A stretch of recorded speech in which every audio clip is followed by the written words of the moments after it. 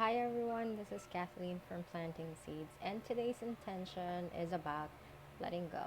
I know that a lot of you are interested, or possibly might be interested to listen to this part. It is because a lot of authors or people who have been sharing their thoughts about letting go, and this is my thoughts, personally, or opinion rather. So I did wrote this, and I really want to share it with everyone because I think this is valuable. It helped me a lot. And so let me start. So, letting go.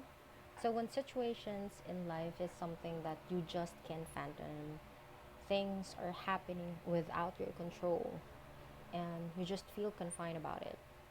Like there is this never ending brick of wall in front of you, but you just can't seem to see it. You might feel it, but it's like they're taunting you. It is they're trying to either control or even manipulate you. How do you make sense of something that doesn't make sense to you? Now, to me, how is a very expensive question because I guess you get to realize the things that you need to say, you need to do, or you even need to face. And when that happens, it it has, what do you call that? It's an exchange for something that either you're afraid to try or lose, which I think is peace. Peace is very, it's hard to find. We might say that there is no war or that there is nothing going on in our life, but internal peace is really valuable and it's hard to find. We are so afraid, or sometimes we are so bold in asking how. Afraid that at one point, because we ask it, we may end up disregarded, unnoticed, or even forgotten because people might not be able to understand what we truly mean. Now, on the other hand, we tend to be so bold in asking questions that we might seem like that we are the type of person who would just question a lot of things just because we or they don't agree with. Now, we are we are afraid of a lot of things we created in our heads. And recently, I learned that experts actually call it mental chatter.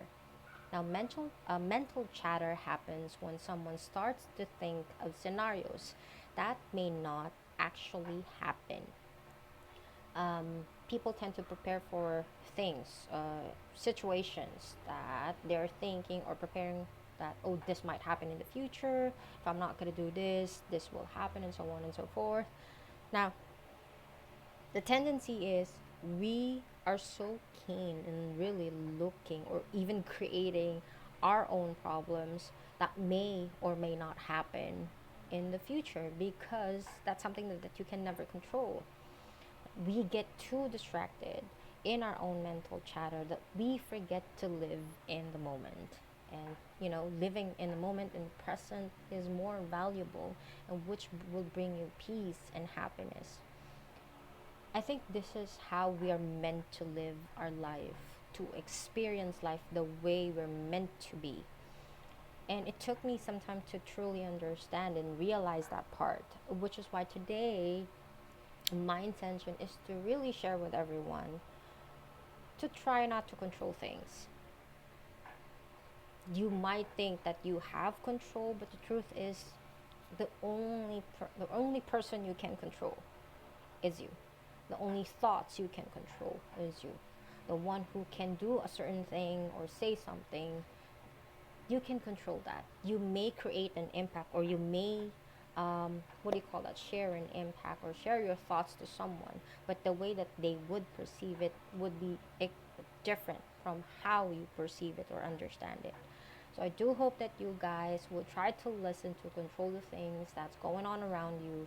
Try to live in the moment, experience life.